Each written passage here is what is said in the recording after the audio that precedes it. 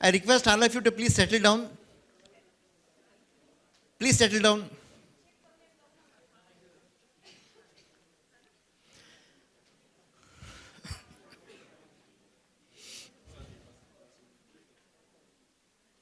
And all of your attention here,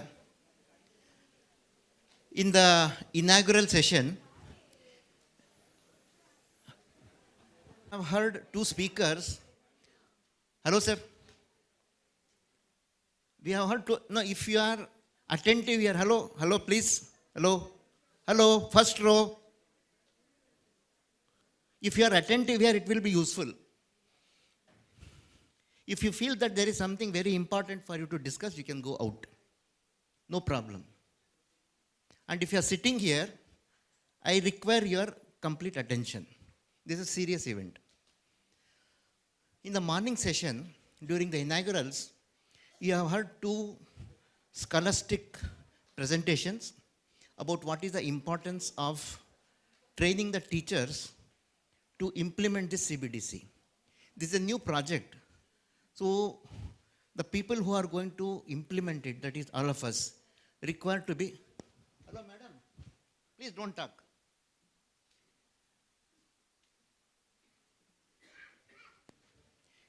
If you want the success of this project, we need to be sufficiently trained and confident about this.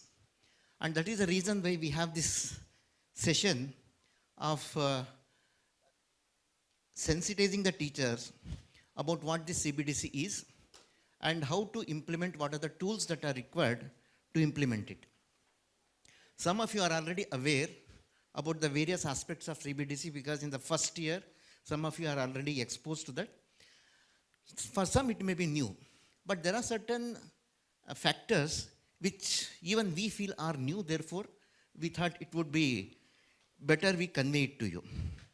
So when we talk of the competency-based curriculum, the philosophy is learner is the focus of all educational activities.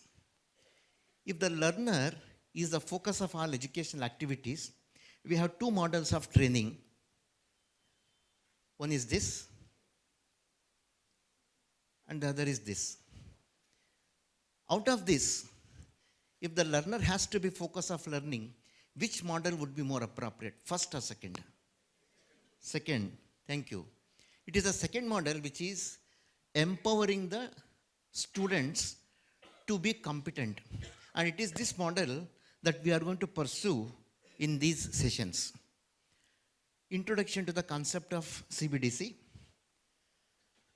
By the end of this session, you will be able to state what are the theoretical backgrounds for the competency-based education. Recall the milestones in the designing of CBDC. Outline the critical features of competency-based education. And mention what is new in CBDC as compared to the previous curriculum. These are the objectives that I have set for this first session. If you look at the statements, 4 statements are here. There are 2 things which are common, at least 2 things which are common to each of these statements. One is, each of these statements tells what you as a participant will be able to do by the end of the session. It doesn't tell what I will do. Whatever I do is incidental. Second thing that is common is that each of the statement is starting with a verb, and to be more precise, an active verb. When we say it is a state or recall, outline, mention, all these are verbs, but apart from being verbs, these are also active verbs. We have not used the words like know, understand, appreciate, because those are also verbs, but these are passive verbs. So this is a kind of learning in action for us. So when we are dealing with our students, whether it is a lecture, demonstration, group discussion, whatever teaching method, we need to state upfront what the learners will be able to do, what our students will be able to do by the end of that session, so that when we close this session, we'll come back to these same 4 issues and ask, are you able to do this? So the issue is, whatever SLO that you see in the CBDC document, these SLOs become the questions. These will become the questions in your assessment, whether it is in the in the internal assessment or it is in the university assessment. The definition of competency is that it is a habitual and judicious use. Competency is something which is habitual, like it's not like we do something today and not do tomorrow, again do day after tomorrow and again. There's no wavering there. It is something which is very consistent and habitual and kind of judicious use when certain things have to be used, when certain things should not be used deliberately in the context of communication, knowledge, technical skills, clinical reasoning, emotions, values, and reflection. As you can see here, the multiple attributes of the person who is competent. Competent is not only a person who knows certain things. Competent is not only the person who can do certain things. Competent is not only the person who can feel something. It is a kind of combination of all these attributes when the person is doing in the context of the daily practice for the benefit of individuals and communities that are being served. In any clinical context, if a person is taking a decision, is performing certain things, and when that performance has all these attributes, that is what is competency. Competency in general sense. Now, what is competency-based education? The American Association of Nursing Colleges has defined competency-based nursing education. We can use the same definition for homeopathic education also. It says it's a system of instruction, assessment, feedback, self-reflection, and reporting. You can see a complete range of academic activities which is happening from the state of teaching to reporting stage, which is based on the students demonstrating. What is important is it is the students who are demonstrating, not the teacher, that they have learned the knowledge, attitudes, motivation, self-perception, and skills expected of them as they progress through their education. So what is required is when our students demonstrate these qualities, we certify them as being competent. So competency-based education, this is what is the definition. Now going further, how do we make the students competent? What is that the teachers will have to do? Or what is that the teachers should desist from doing? Is that the students, we have to understand, it is a mindset situation now. We have to understand and agree that the students will achieve competence when, as long as they are given opportunity and freedom to learn at their own pace. A little more of this we'll see later. What you will have observed is that not all students learn at the same pace.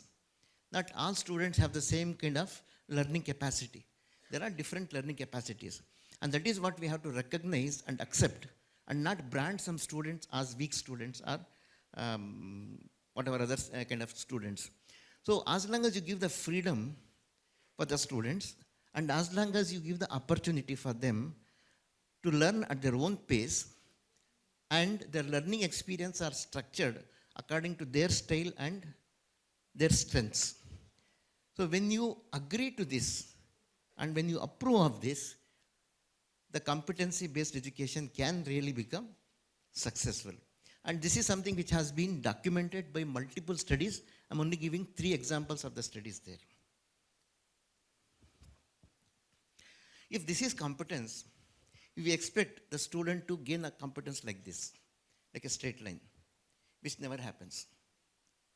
There are multiple routes for attaining this competence. One could be like this. A student could be traveling in this fashion, or it could be something like this, or there could be any number of such examples.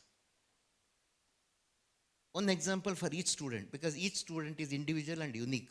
So each student will have their own trajectory of learning, and this is what we have to accept and agree that each student must be given their freedom to learn at their own pace. When the competency-based education is designed, multiple theories have been used as a foundational basis. And these are some of the examples. I'm not going to discuss this. Just a kind of snapshot that not only these, there are many more educational theories which have been which have formed the foundation for designing the competency-based education. And as the competency-based education evolved in the mid 20th century, before we go into the evolution of competence-based education, we have to contrast it with the orthodox system of education in medical education. In the 1910, there was a document that was published by Abraham Flexner about medical education. And that acted as the precursor for the modern medical education in US. And one more interesting thing that we have to remember here is, it was that Flexner report which kind of dent a death knell for the education of homeopathy in the US and even the existence of homeopathy in the North American continent. So it is this Flexner's report or Flexner's model of education that was there for a long time. And in the 1950s, a university in the US called Case Western Reserve University, they came out with a different model of teaching. The model of teaching that Case Western Reserve University used was, they have multiple semesters. In the first semester, they had a particular system, could be something like respiratory system. So the anatomy, physiology, pathology, then the entire clinicals and patient management of respiratory system were learned in the first year. It was not subject-based. It was not discipline-based. It was an integrated approach. That was a kind of revolutionizing change that they brought about. Then in the next semester, it was some other system. Third semester, some other system. Like this, they completed the entire whatever was the range of systems in those 4 or 5 years of their training. This was a precursor for shifting away from the Flexner's model of education. And basing on the reports of this, the WHO published a report in 1978 calling for competency-based education. Now you can see the roots of competency-based education are not new. They have been there for almost like 50 years. So 1978, it was WHO. Then came two individuals who brought about a kind of revolutionizing change in the approach and understanding of medical education. One was George Miller. As you have seen the document, you would have seen Miller in one of the columns. So this was a George Miller who said the assessment of clinical competence can be assessed over certain phases. Like the initial phase of assessing the student, it was about assessment. We can adapt it for teaching also. Initially, it was about whether the student knows. Then once you establish the student is knowing, the next level is whether the student knows how, what are the reasons, interpretations, understanding of that knowledge. The next level is the student shows how. Knowing itself is not sufficient, shows how. This is where the elements of competency start. And then does. Does is an independent practice. So this was the phase which Miller introduced to create a clarity of assessment for the teachers. The second person is Ronald Harden, who brought about many further changes, including what we now understand as OSCE or OSPI, or Spice's model of curriculum. The Spice's model of curriculum brought about a complete paradigm shift from Flexner's model, which was discipline-based, which was teacher-centered and examination-oriented, to something which is competency-based, integrated, learner-oriented, and feedback model of learning. So this is the Spice's model, which has been the precursor for competency-based education.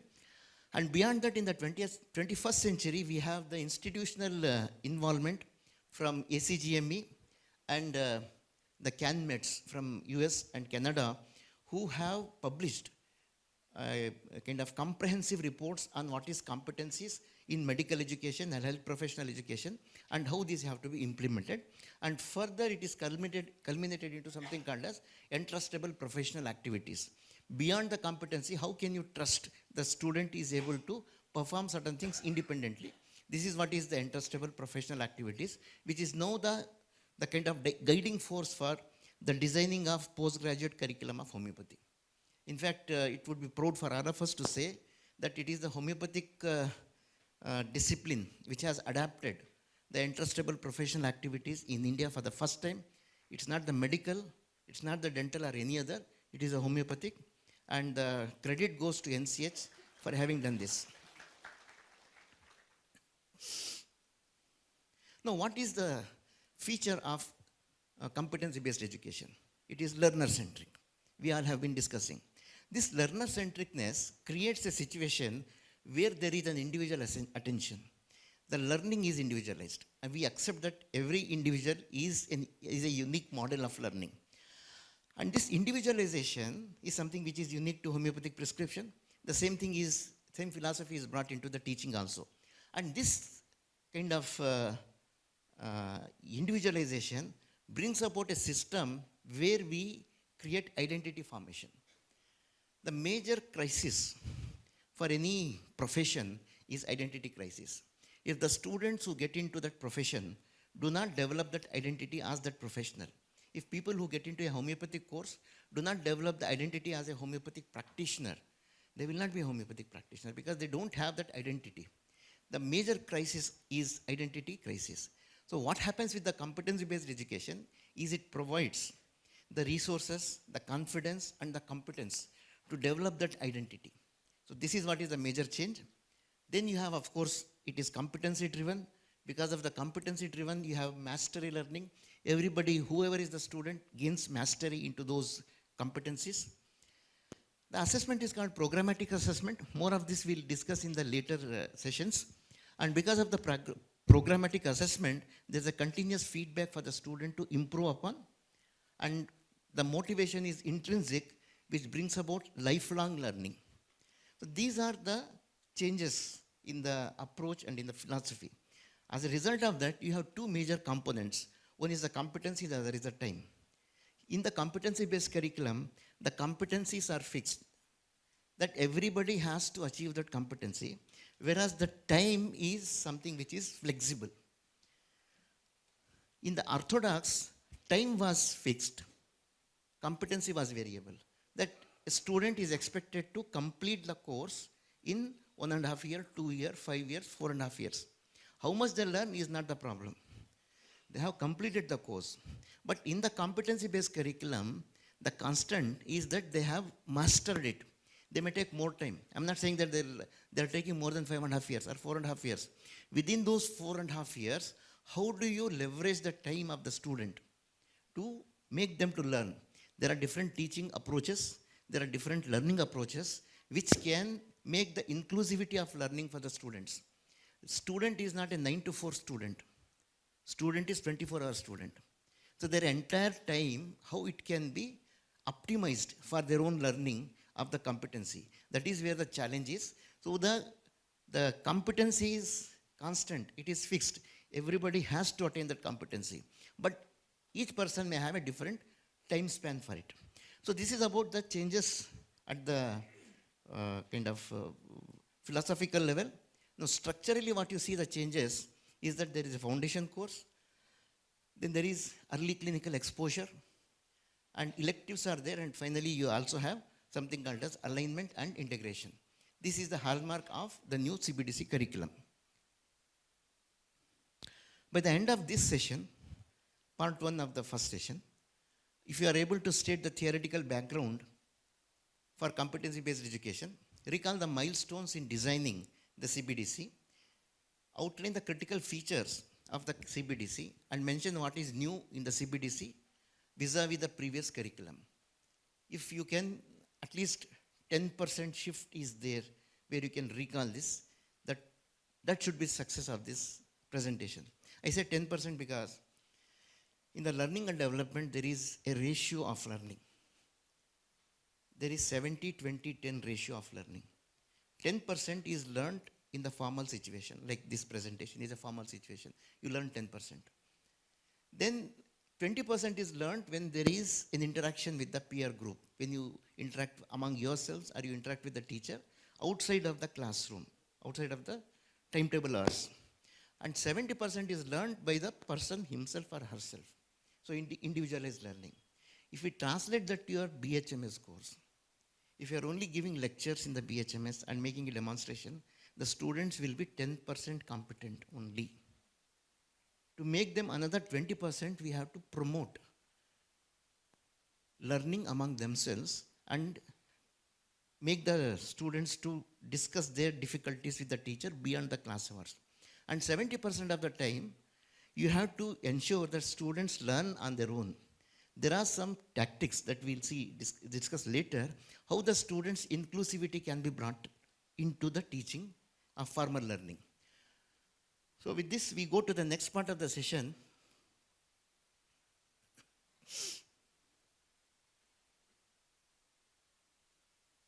Modus operandi for implementing the CBDC.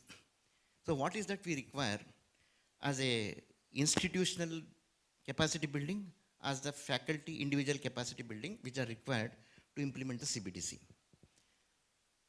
By the end of this session, you should be able to outline the structure of CBDC document, recall the key phases in the CBDC document, discuss the institutional capacity building that is required, describe the functions of the CBDC committees, and illustrate the organizational structure at the institution for CBDC implementation.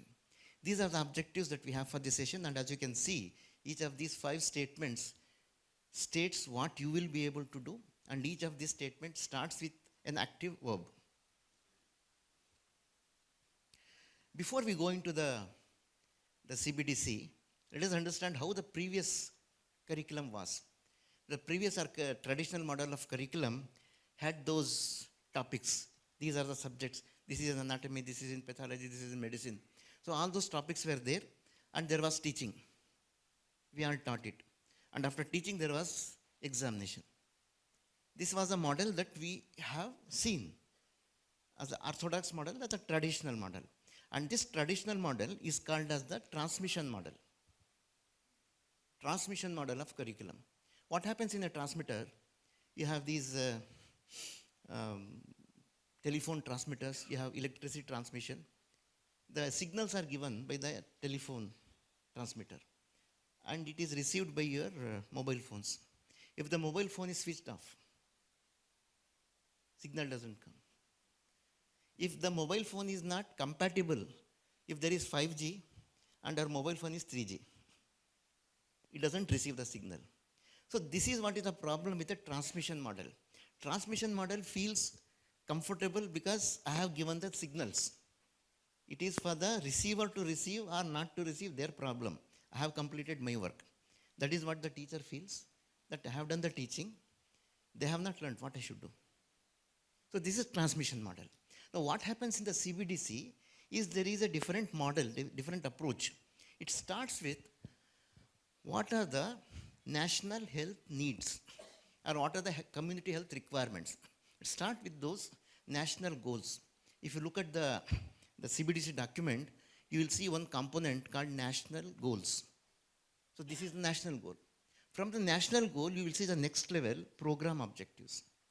The program objectives are listed as per the national goals, saying that what is the expectation of you from this person. You have the national goal, which is for the entire country, health requirement of the entire country. In that, there are BHMS doctors, there are MBBS doctors, there are BDS doctors, there is BSc nursing, there is BPT, BPharm, entire range of health professions is there. And each of them have their own program goals. What a BPharm person does, a BHMS doesn't do. What a BHMS does, BSc nursing doesn't do.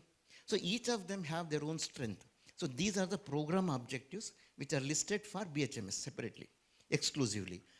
And these, once they are written, it doesn't automatically get into the syllabus or to the curriculum. What happens is there is some kind of feasibility study that is done. The people who design the curriculum check whether this is possible or this is appropriate at a BHMS level. Is it for BHMS level or can it be something like which is for MD level? So you do that kind of feasibility, internal feasibility, and then you adapt those objectives. Once those objectives are adapted, you have the content for it, and that content, you conduct the assessment, you conduct the whole whatever teaching, then assessment and feedback, all these things. So this is called as transformation model of curriculum. You bring about a transformation. What happens in a transformation is, It's not just the transmission. Transmission is there. Then there is a checking whether this signal is being received there. If it is not received, what is the problem? Is a problem in my transmission, or is a problem in the reception, or somewhere in between, or somewhere outside?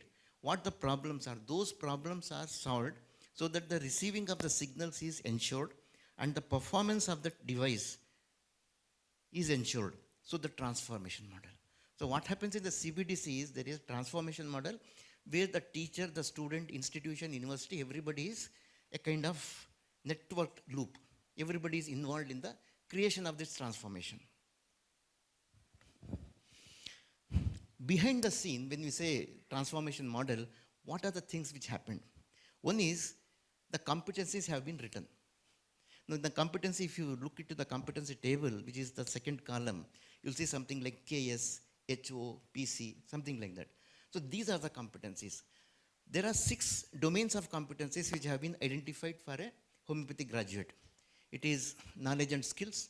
Whatever the students learn is drawn from the knowledge and skill domain of competency. Then there is HO, which is a homeopathic orientation. Whatever knowledge, skill, and other performances are there must have the basis, or they must have the flavor of homeopathic orientation. Then there is PC, patient care, which is the core of any healthcare profession. Like that, there are other whatever competencies which are written. The entire syllabus is mapped to those competencies. So when you see the competency table column, sometimes you see 1, sometimes you see 2, or sometimes 3. So whatever competencies, domains are written there, these are the competencies which are driving force for the content and the further learning. So competency was established. Once the competency is established, what is the competency at the Miller's level? Is it at the knows level? Is knows how, shows how, or does? That kind of a segregation was done. And once the Miller's level is completed, you will see what is the appropriate content for it. If the student only has to know, you don't have to bring in the does level of content in that. If the student has to do certain thing, restricting the content only at the knows level or knows how level is not going to be appropriate. Therefore, according to the Miller's level, what is the content which is required is established. And this content is further defined as to whether it belongs to cognitive domain, psychomotor domain, or affective domain under Bloom's taxonomy. And further, whether it is entry level, intermediate level, or higher level in Gilbert's level. So these 2 parameters or tools are used to further classify or further refine the content. And by refining this, we write the specific learning objective. Whatever you see under the SLO, that SLO has come as a result of this kind of an extensive exercise. And this SLO is further classified, making a kind of understanding of what is the priority. Is it must know, desirable to know, nice to know? And there is a logical explanation for it. The formula that was being used was what is the impact of that condition and what is the frequency of the condition. Taking the impact and frequency, the calculation, the priority calculation was done, and on the basis of it, you have must know, desirable to know, nice to know. And on the basis of this, you identify what is the appropriate teaching level and what is the appropriate assessment level. And finally, you come to the alignment and integration. This is the background activity which has happened. And on the basis of this background activity, what we have is the document. And this document, an outline of this document or a snapshot of this document is, you have some 10 columns. As you have seen the CBDC document of second year further, not the first year. First year there were some things which were different, and this is now being rectified to bring it to these 10 levels. So these are the 10 columns. What are these columns? The first column states the serial number. And this serial number is not something which is simple 1, 2, 3, 4. It is also a code for that SLO. Like you can see that there is something like UG, MM, 01, then 0.1. So this says this is undergraduate, materia medica, first competence, and first sub-competence.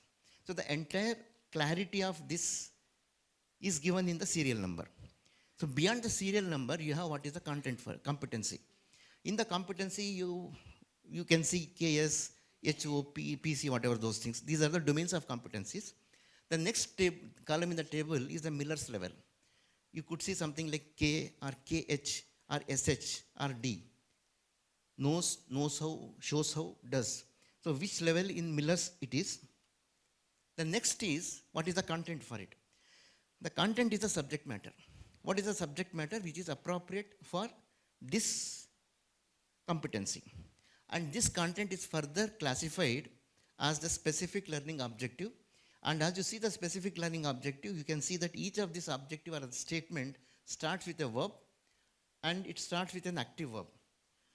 But I must confess here, all of your attention, I must confess here that not all SLOs can be as competent as we expect them to be. There could be some inconsistencies, and whatever inconsistencies that you come across, you please flag it to the NCH so that those can be rectified.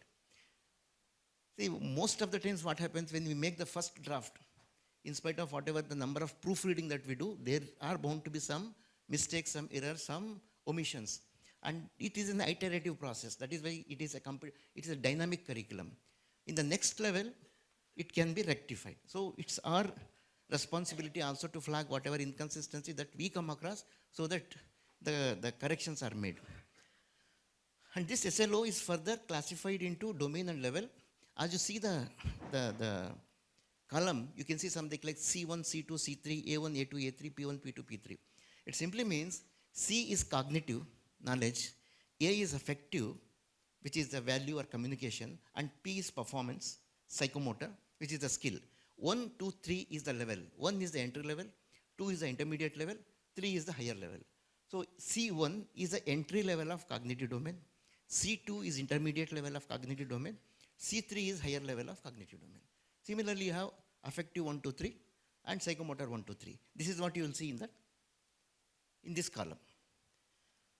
Then after that, you have what is a priority. For the priority, we will see MK, DK, NK. Must know, desirable to know, nice to know, depending on the priority of that learning. And then you have what is the teaching learning method and medium. For all these things, whatever content you have, SLO, you have domain and priority, taking all these levels, what is the most appropriate teaching method? Or what is the most appropriate learning method? Or what is the medium that could be more appropriate? These are listed. And after this, you have the assessment, which could be formative or summative. And the last one is the alignment and integration. This is the snapshot. Whatever alignment and integration is there. And one thing you have to be, it's interesting that if you are looking into something like the integration of, say, pathology and organon, whatever you see as the integration in pathology in that column, at that level, same thing you will see in organon as integration for pathology. So that kind of a coordination is there. If there is anything missing, again I'll bring it to your notice. If any such thing is missing, please bring it to the notice so that those can be rectified. Then there are certain phrases, certain words which are exclusively used in this document. Explanation of that is given in the introductory part. You please go through that part. I don't feel like it. I don't think we can discuss. We need to discuss it at length in this session.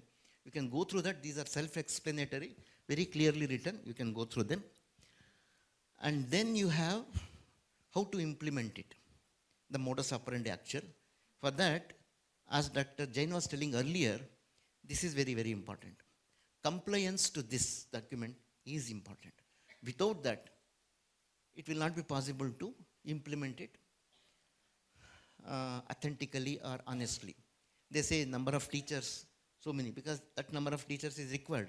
If we are making the competency-based implementation, the volume and the load of teaching and learning is considerably high compared to the previous one. So you need to have those number of teachers. So you need to have those number of whatever the infrastructure requirement, and all these things are basic. Assuming that these are there and agreeing that these are there, we'll go further to say what is the requirement that you can do. To bring about kind of capacity building, it is at two levels. One is academic governance, second is educational methodology. These are the two areas in which the capacity building of the teachers and institutions has to be done.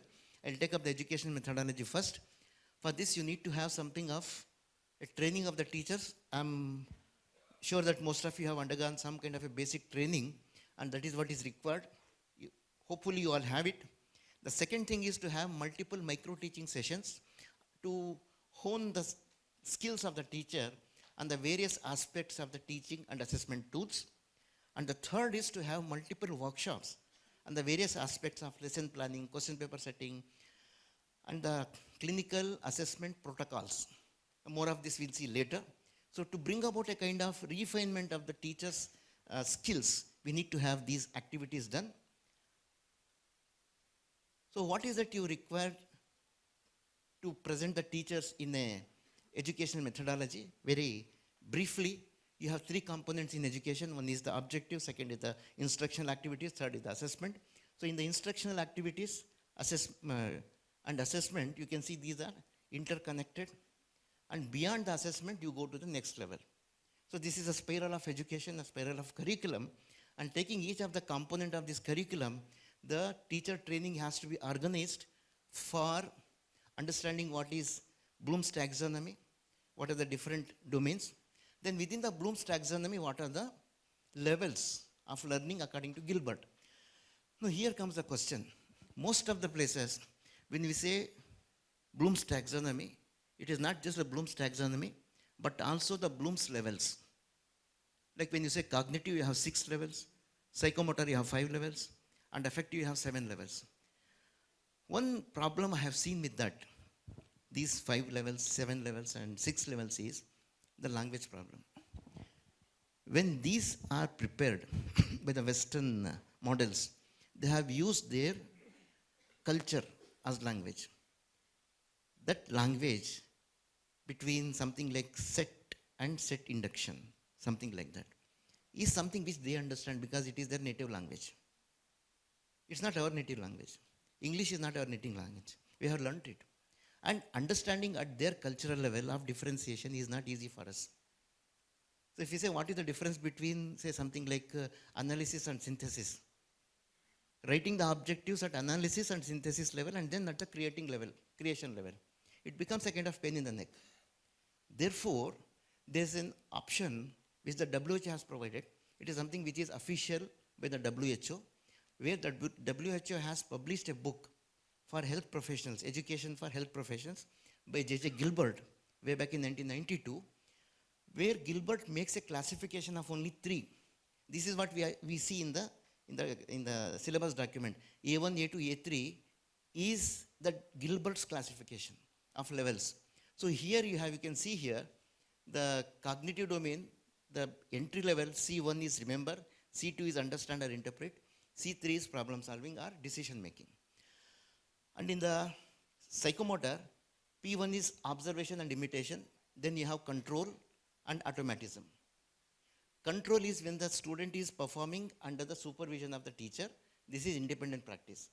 Similarly, this is the observation and receiving, responding and internalizing for affective domain, any communication.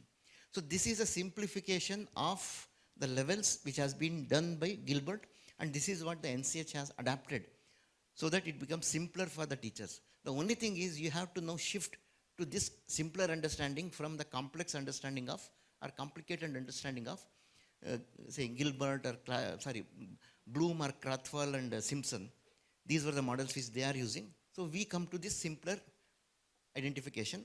And then of course you have Miller's levels. Then you have the component of the characteristics of a specific learning objective, then the components of a specific learning objective, and of course you have the levels, program level, course level and SLO, and finally the prioritization. These will be the contents for understanding the learning objectives, the different aspects of learning objectives. Now coming to the instructional levels, the second component, in the instructional levels, understand what is the adult learner. Your learners are adults or adolescents and they have a different learning feature. Understand your audience and then identify what are the factors that help you to identify what is the appropriate teaching method. Depending on the various factors, we'll come to that a little later. Then what are the specific learning tools according to the domain, according to the group size? Then of course, what are the appropriate teaching media that you can use? And finally, what is the basic lesson planning unit? Don't complicate it. I'm told in the lesson planning that some was attempted earlier, the teachers also had listed Bloom, Gilbert, Miller. All these are not necessary. All these are already there in the document. You only have to draw from the document and fit into this. Once you do that in a soft copy, it is something repetitive process for the next years. So first year is going to take a little bit of time, and the next years are going to be more easy. And then coming to the assessment component, the third component, you have something called as constructive alignment, which runs through the entire curriculum implementation. You have the expected outcomes, then you have the learning activities and the assessment activities, which are constructively aligned, and they are fused together as a single unit. Only when they flow together, you can have a competency-based outcome.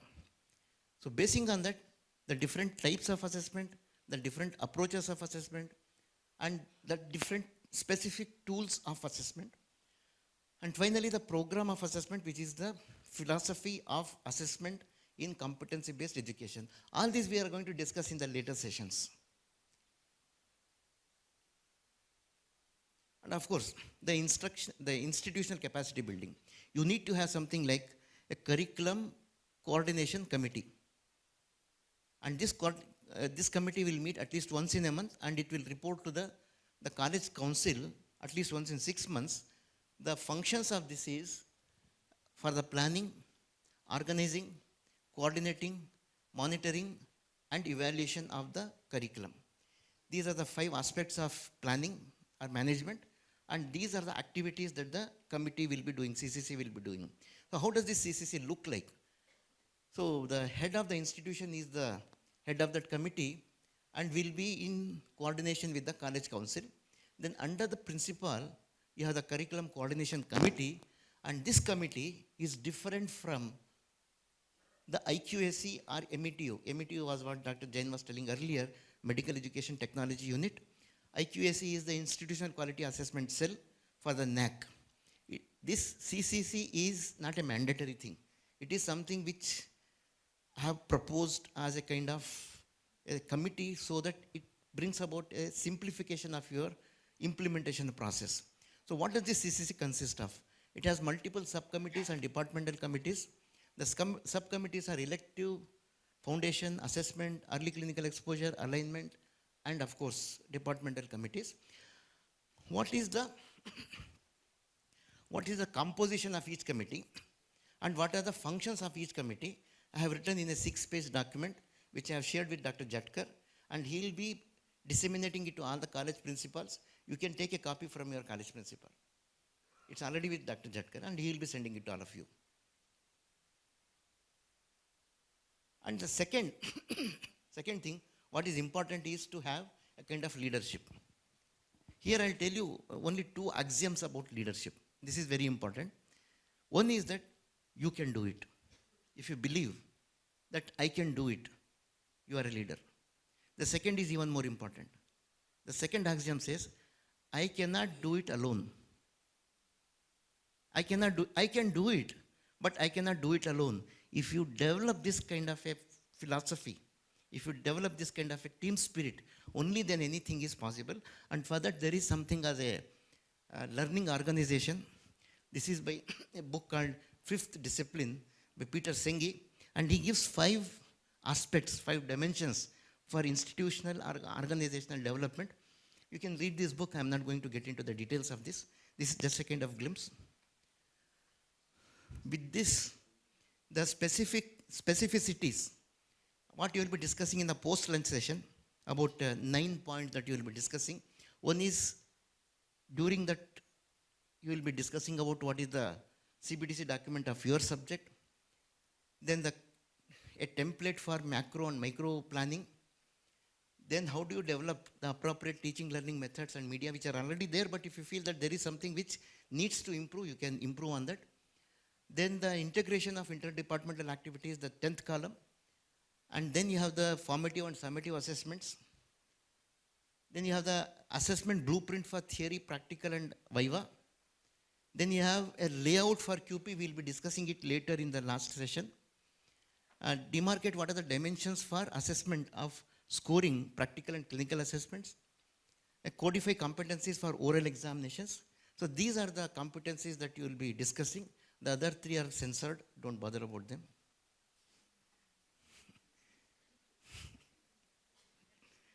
So by the end of this session, if you are able to, I don't want to repeat this, it's left to you. So thank you, and I guess we now break for tea, 15 minutes. 12:30 we come back. 12:30 I will be here and I will be starting. Thank you.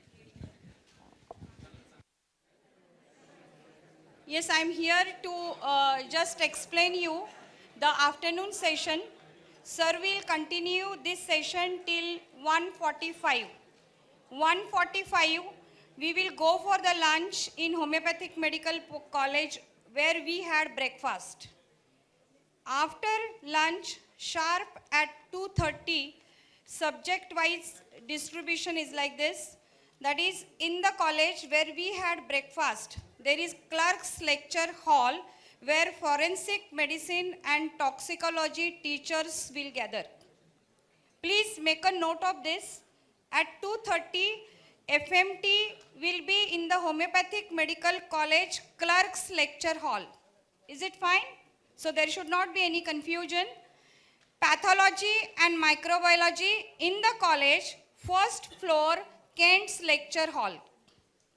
Pathology, first floor in the Homeopathic Medical College, जहाँ पे हमने breakfast किया, so the Kent's lecture hall. And organon of medicine, same in the college, second floor, Allen's lecture hall. So there will be the separate attendance sheet will be circulated. Kindly take a note that all the subject teachers should sign the attendance sheet. So that certificate will be given by checking that particular attendance sheet only. This is the instruction given by Dr. Mangesh.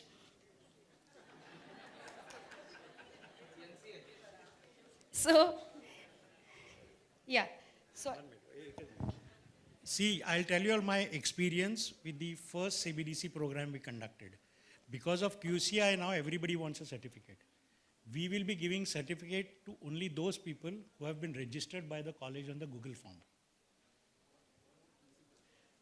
Principals will also receive certificates, but those who have come today, out of 67, I don't believe more than 20 have come. Huh? Your registration will be done, so you don't have to worry about it. And you will be receiving the e-certificates. Don't make a hurry. After all our CBDC programs pan-India are over, only after that these e-certificates will be generated. Another request is, many a times we have observed that we have received wrong email IDs.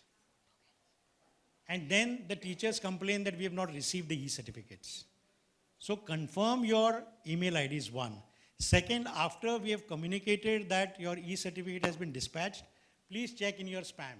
Many a times it happens that the certificate goes in the spam folder and then you'll keep on complaining that we have not received the certificates.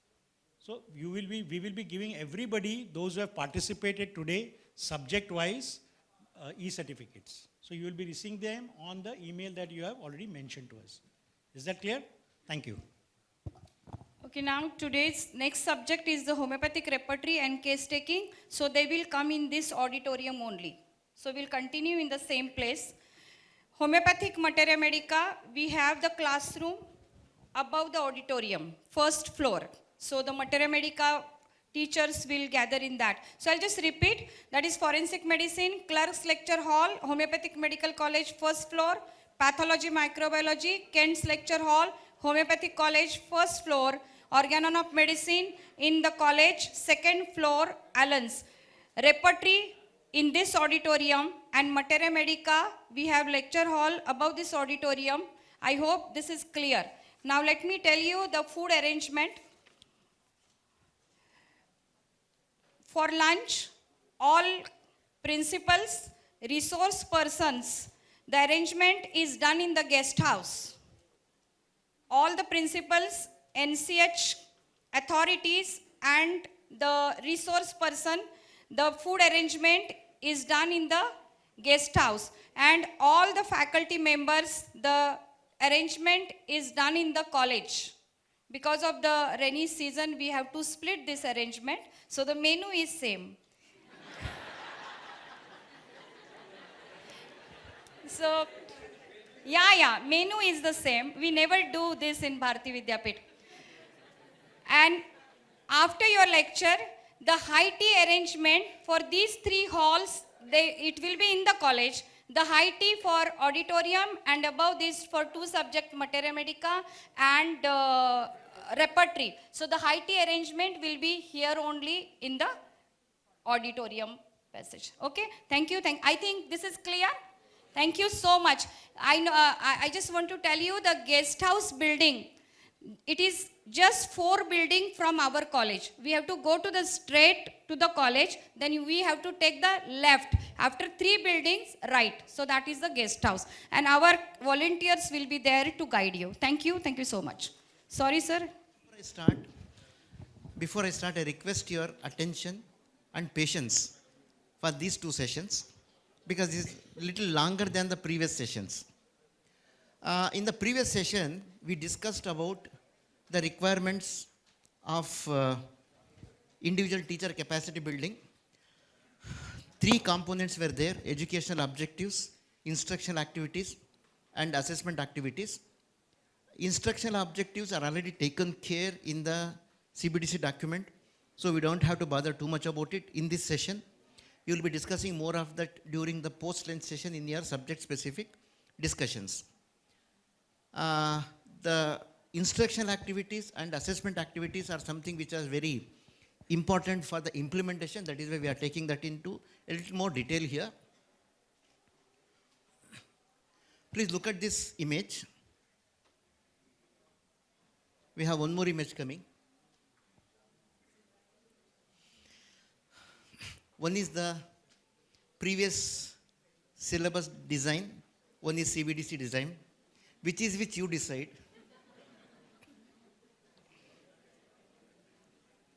So we have this teaching session and teaching learning methods. Sometimes we may come to this situation. I will not comment more on this. By the end of this session, you should be able to mention the adult learning principles, explain the context of learning for CBDC, classify teaching learning methods for CBDC, discuss the relevant teaching learning methods, categorize the teaching learning media, and validate the need for a lesson plan. These are the objectives we have for this session. And as you can see, each of the session tells what you will be able to do, and each of the statement starts with an active verb. Before I start, let me differentiate, sir. Before I start, let me differentiate what is a teaching learning method, what is teaching learning medium. It's very important to understand this. I have seen many teachers saying that I take video method of lecture, which is totally confusing, because there is some method, there is some medium. Now the method and medium differentiation is very simple. Teaching learning method is what the teacher does, or what the students do, or what the teacher makes the students to do. What the teacher does and what the students do. Teacher gives a lecture, method. Teacher conducts group discussion, method. Teacher demonstrates, method. Teacher makes the students to do individual practice, method. So whatever the teacher does or the students do is a method. Now the other thing, what the teacher uses and what the teacher makes the students to use is a medium. The teacher may use a projector, board, methods. The students may use a model, method. Students may use a simulator, medium. Students may use a simulator, medium, instrument, medium. So whatever the students or the teacher use medium, whatever the teacher and the students do is a method. That is the difference. In a face-to-face communication, what is recorded is that 55% of our face-to-face communication is body language. The way you see the teacher as a student, the students see the teacher, the way their confidence is seen in their body language, or lack of confidence also is seen that influences learning. Sometimes when a teacher enters into the class, it is like section 144. Sometimes a teacher enters in, it is totally out of order. Again, because of body language. This is 55% of communication. The second 38% is the voice tone. The way we use our voice, modulation, the way we stress on certain words, and how we create our communication. The way we use the voice, 38%. What remains is 7%, and that 7% is what we teach, the content.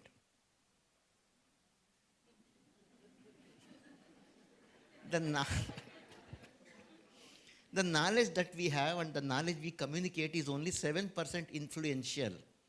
To make it more influential, we'll have to use the way we say it and the way we are. And the way we created this environment of learning for the classroom or for the laboratory. So this makes 100%. Any learning, when we say any learner, they have different styles of learning. One is the learners could be visual learners, or some learning can be learned only by the visual way.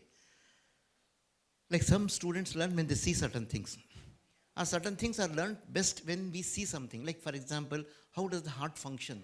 If there is an animation, that would be far more effective than giving a lecture about it. So visual learning is about one of the things. The second is auditory learning. Auditory learning is when the students learn when they hear it better. When they hear. There are some students, you would have seen some students, they are closing their eyes and sitting in a classroom. They are auditory learners. Because they don't want any distraction from the visual images. They don't want to see you. Right. Now, audio-visual is about 90% of learners are audio-visual. Then there is one kind of learner called read and write. You would have seen some students scribble down everything that they hear in the classroom. These are the read and write learners. So this is about 90% of the way the students learn, audio-visual and read and write. Then there are 7% of the students who don't learn like this. In your class, you would have seen some student is very uninterested, doesn't seem to be showing any attention, or kind of totally out of sync with the classroom. And we generally say that this fellow is a very useless fellow. But when you take that student to the laboratory or the clinics, sometimes the way they work might amaze you. These are the people who are called as kinesthetic learners. Kinesthetic learners learn when they do certain things. They don't learn when they hear or see or write. When they are doing that activity, they learn. So these are some of the learning styles. Basically, there are about 85 to 100 learning styles. I have taken only one learning style here. So this is a basis for understanding your audience, who your students are and how your students learn. Because 90% of the students will learn in the audio-visual. There are about another 7 to 10% of the students who don't learn this way. But we have to ensure that each student becomes master of those outcomes. To create that, you have to understand how your students learn, how your audience is, and then provide some facilities for them to learn. The second concept you have to understand about your audience is that all your students are adults or adolescents. And there are some adult learning principles drawn mainly from two sources. One is Lindman in 1930s, the other Malcolm Knowles in 1960s. They independently came to the same conclusion that adult learning is something which is different and specialized. There are some special features of adult learners. One is that adults will learn when they need to know. They just simply won't learn something that we are giving them. Only when we feel that there is a need to know. No, there is a need to know about for the CBDC, for QCI. There is a need to know. So it becomes important. You all are adults and all of You, when I'm talking of these adult learning principles, you can reflect, self-reflect and see whether this is the way you also learn. The second feature is everybody has a self-concept. That self-concept is that I am an auditory learner, I am a visual learner, I am a kinesthetic learner. So the students know for themselves the way they learn. And we have to capitalize on that. The third thing is every student comes with some other experience. When you're talking of pathology, the students already have come through their anatomy, physiology, biochemistry. So there's a base language, knowledge, which can build for your pathology. Similarly, when the student comes for medicine, they have some base knowledge which they build on. And this is what the teachers have to capitalize on. And this is what we call set induction. In your lesson plan, you create a set induction to bring some awareness of the students and to anchor them to the previous experience. So this is what is experience. All adults have some experience. And in fact, when I am talking this, you are thinking whether it is right. Is this the way? You are drawing on your experience. And that is what is the feature of adult learner. Then students will learn when they are ready to learn. When do the students become ready to learn? When the exam is announced. They become ready to learn. So CBDC has continuous assessment, so that the students are continuously ready to learn. So jokes apart, what it says is the CBDC makes the students become aware that learning is continuous and they have to be on their toes for learning, continuously ready. Then the orientation to learn is about an issue. It is not about a subject. Students don't learn anatomy or physiology or biochemistry. They learn the anatomy which is required for their clinical decision. They learn the biochemistry which is required for their decision making. The activity is what is important, because when the patient comes with a disease as a problem. They don't come with the anatomy or physiology. So they come with a problem. What is relevant anatomy, physiology, that is what they learn. And that is what you see in the integration part of the curriculum. And finally, motivation to learn is intrinsic motivation. And learning is not simply because of the exams. Exams is extrinsic motivation. Once the exam is over, the learning is over. Should not happen like that. So intrinsic motivation, how does it come? When you have the outcomes which are stated, these outcomes are the program outcomes linked to the national outcomes. And these are what are required as professional outcomes. So the students will have the intrinsic motivation to gain. It becomes our responsibility to transmit these objectives to the students. How do you select what is the appropriate teaching learning method? There are some 5 factors on which basis you can select. One is basing on the student type, whether the student is auditory, visual, whatever, that you can classify the teaching method. This is appropriate for this level of students. Or about the context of learning. The context of learning could be in the classroom, it could be in the clinics, it could be in the laboratory, it could be in the community. Depending on the context, there are some learning methods. We'll come to those a little later. Then the domains of learning, whether it is cognitive, affective, or psychomotor. And the size of class, is it large group, small group, or individual? Large group is anything above 50 is a large group. Something between 15 to 20 or around 15 is a small group. And 1 or 2 is what is called as individual group. Depending on the group size, there are some teaching learning methods. We'll see that a little later. And that control is with the teacher or learner. This is called as balance of power. In a lecture, the control has to be with the teacher. Because in a lecture, if the students take control, imagine what will happen. Or in a situation where the student has to do an individual activity and the teacher is interfering there, imagine what will happen. So depending on this, there are some teaching learning methods. Basing on this, you can select which is the most appropriate one. And these were the contexts I spoke of earlier. And how do you classify the teaching learning methods? You have, on the cognitive domain, these are the methods that you have. And most of these you will be aware. You have lecture, team teaching, symposium, panel discussion, seminar, tutorial, project, workshop, role play, assignment, library reference, and self-learning material. Now, lecture is something we all know.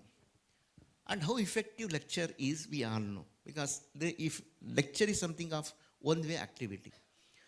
So how do we make interaction in a lecture?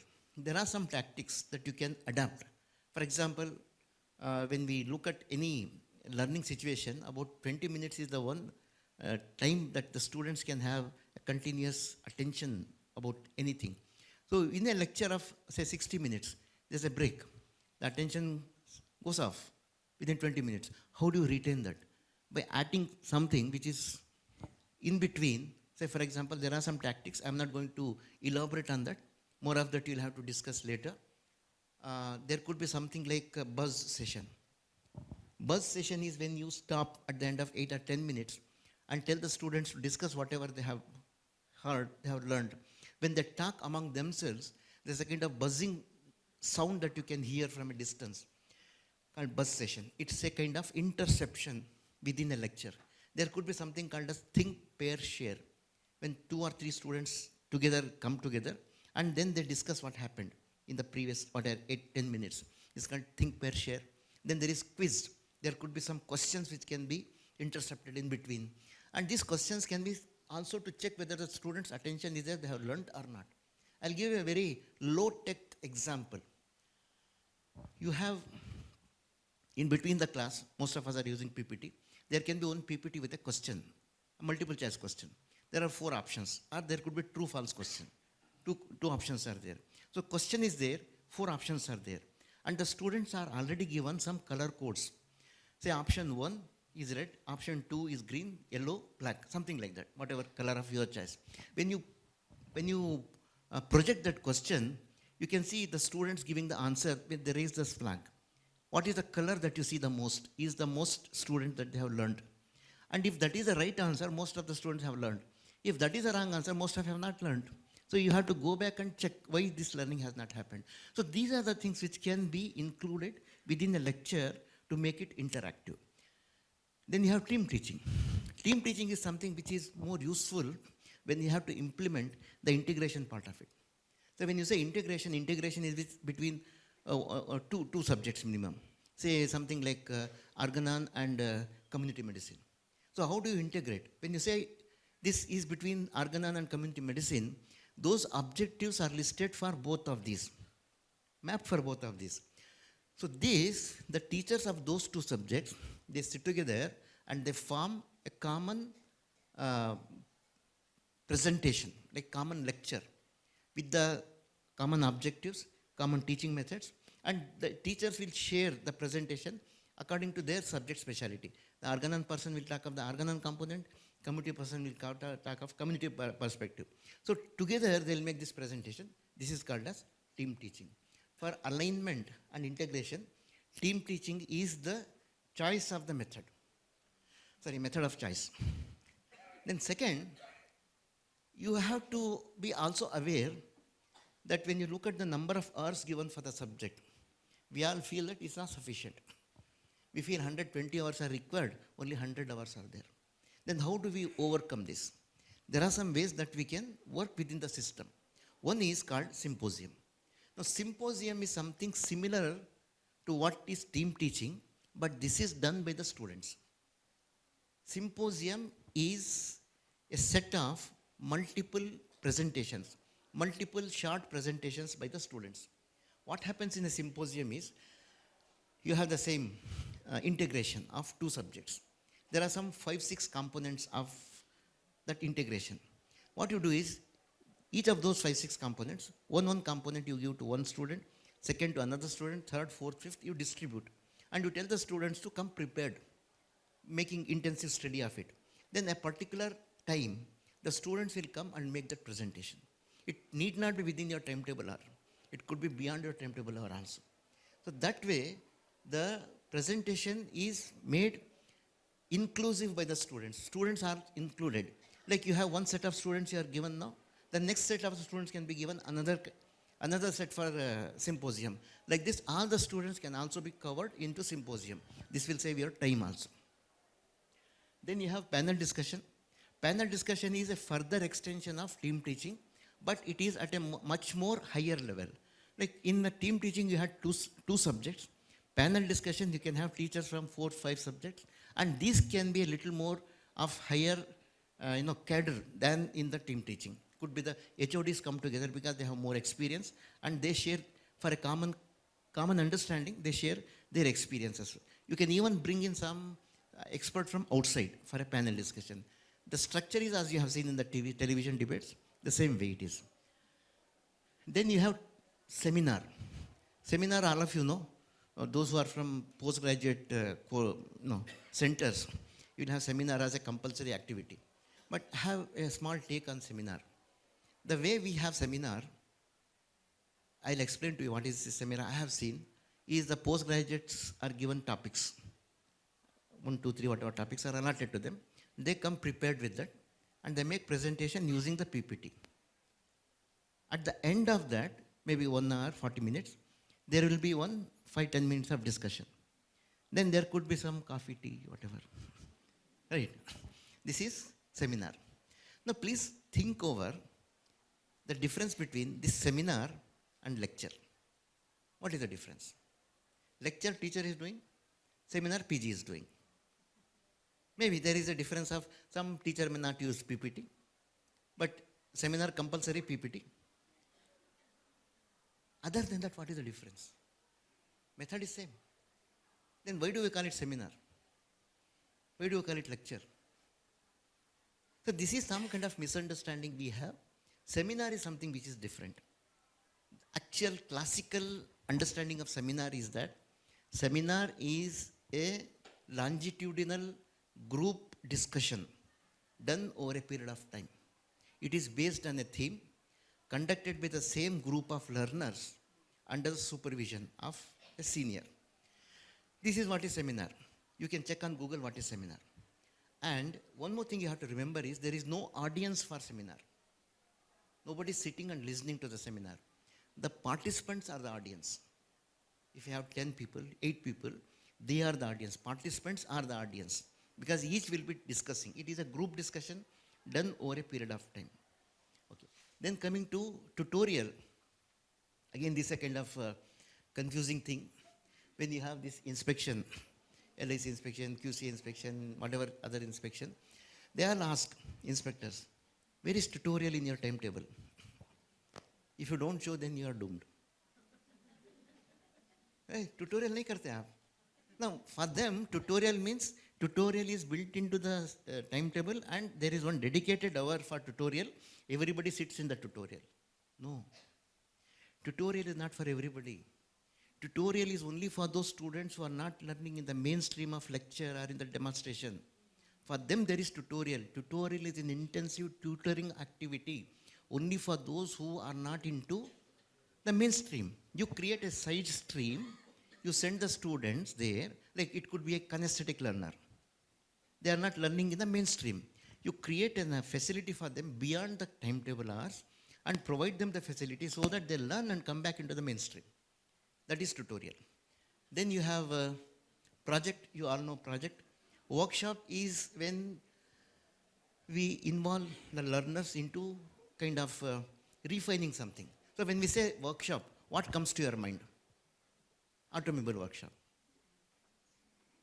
Right. So what happens in automobile workshop? They do the repairing. Your scooter is not working, car is not working, you take to the workshop, they repair and send. Similarly in the workshop, the teachers are repaired. Teachers are given the opportunity to fine-tune their teaching tools, like how to give a lecture, how to improve interactivity in a lecture, how to conduct group discussion, how to prepare a question, how to prepare a checklist. These are the activities which are taken care in workshop, and workshop is a hands-on activity.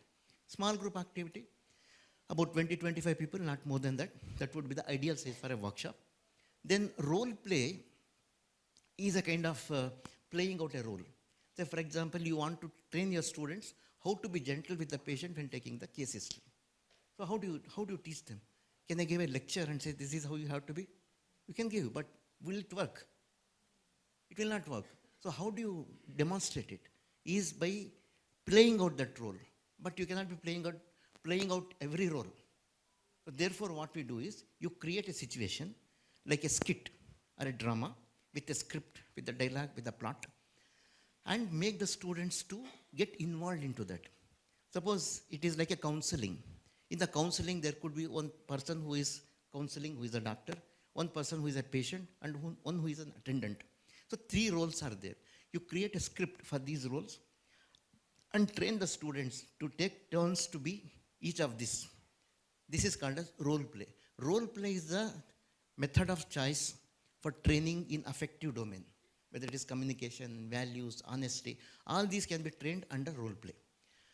Then assignment, you all know. One thing we have to remember is assignment is an activity of responsibility for the teacher also. It is not that you give an assignment and the students, you tell the students to do, finally, if they have done, we don't check. If you don't check it, we are setting an example that this is not a serious activity. Nobody bothers whether you are doing or you are not doing. So you have to check, and when checking you are during the assignment also, you have to track how they are doing it.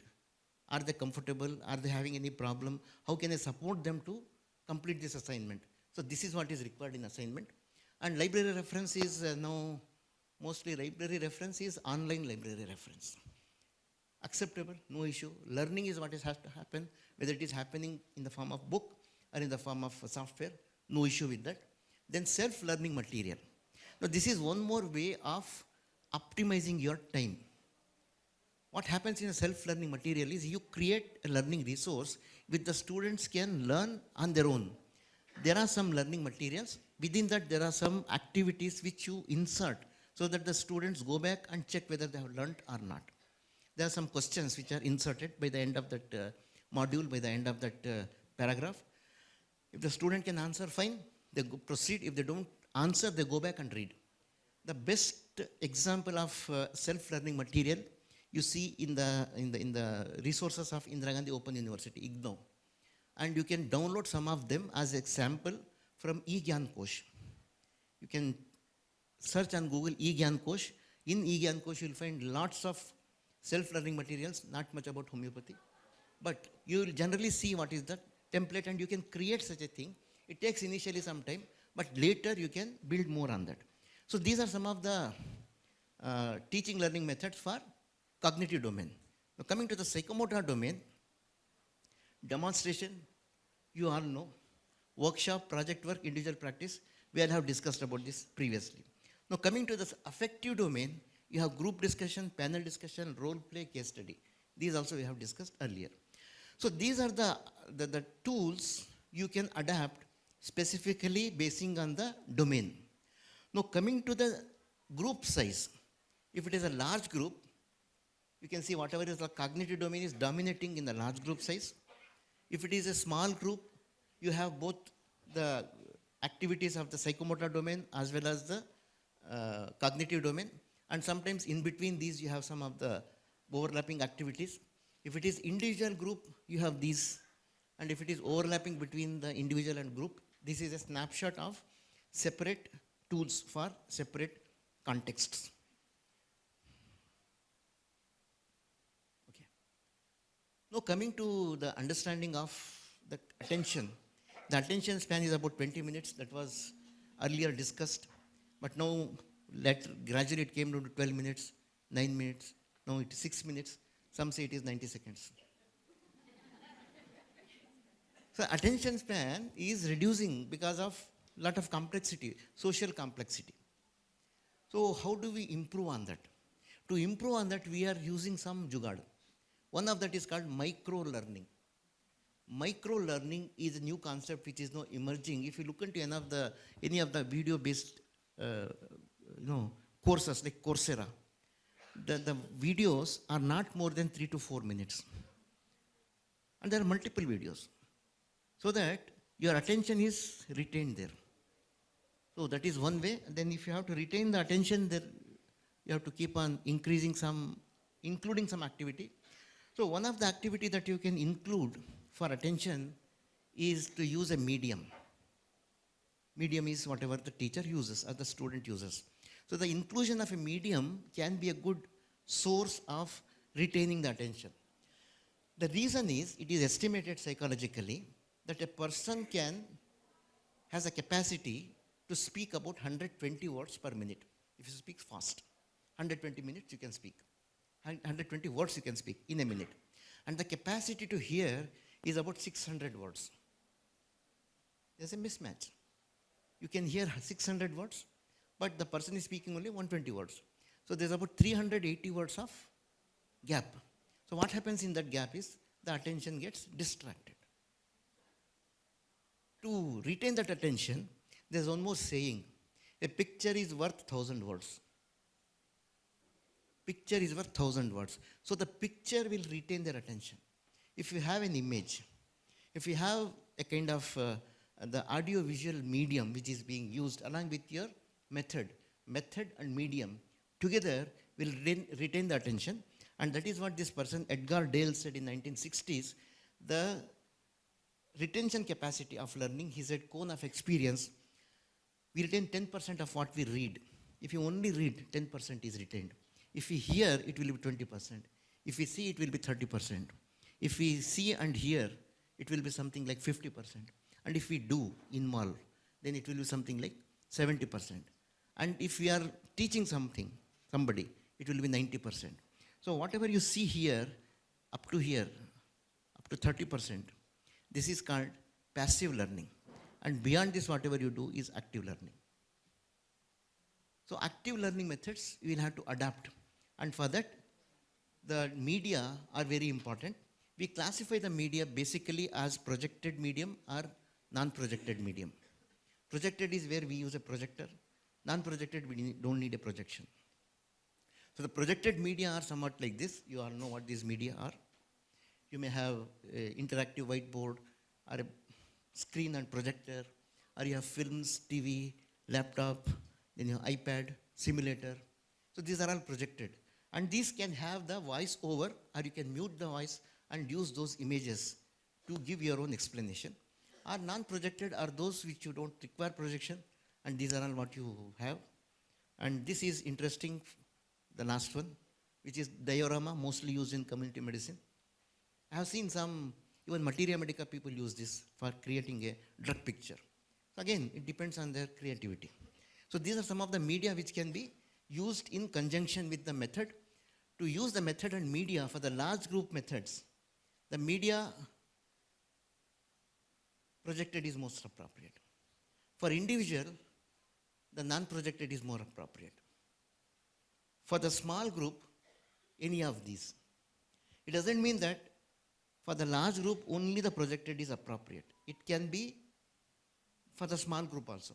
For example, if the students are looking into their iPad, it is projected. It can be useful. And if it is a large group, it doesn't mean that only projection. Even the model, for example, if somebody is teaching anatomy, holding a bone with every student and explaining with the projection, mix and match, can be more effective. So depending on your wisdom, you can make a mix and match and use this media. Okay. Please read that. Clear? Okay, I'll make it clear. Why did that become clear? You can see there and there. If you are thinking as a doctor, this is knowledge of disease and this is knowledge of your drugs. If these are matching, the prescription will be perfect. If knowledge of the patient and knowledge of the drugs is not matching, then the prescription goes. Similarly, if you are thinking as a teacher, this is a student, this is a teacher. What the teacher knows and what the student is expected to know, if there is a confluence, if the teacher and the student are on the same page, both know this is what is learning, then the teaching and the assessment will be clear. And this is where, in the teaching, the document of lesson planning is important. Because that is the unit of your teaching activity. Your entire thing depends on that. And why it is important is because it gives you a kind of anchor, it gives you a kind of framework, not to diverge from there. You will be within the focus. So that is one important factor about it. And this is what you see in a lesson plan, what happens. You have the objectives, the outcomes, then you have the learning activities, and you have the assessment activities. These three come together as a constructive alignment in your lesson plan. The way you design your lesson plan is up to you, because all of you know how to design the lesson plan. I'll not get into the details of that. So with this, if you are able to mention the adult learning principles, the context of learning, methods of teaching learning methods, the relevant methods, TL media, and what is the importance of making a lesson plan. So with this, I'll move to the last session.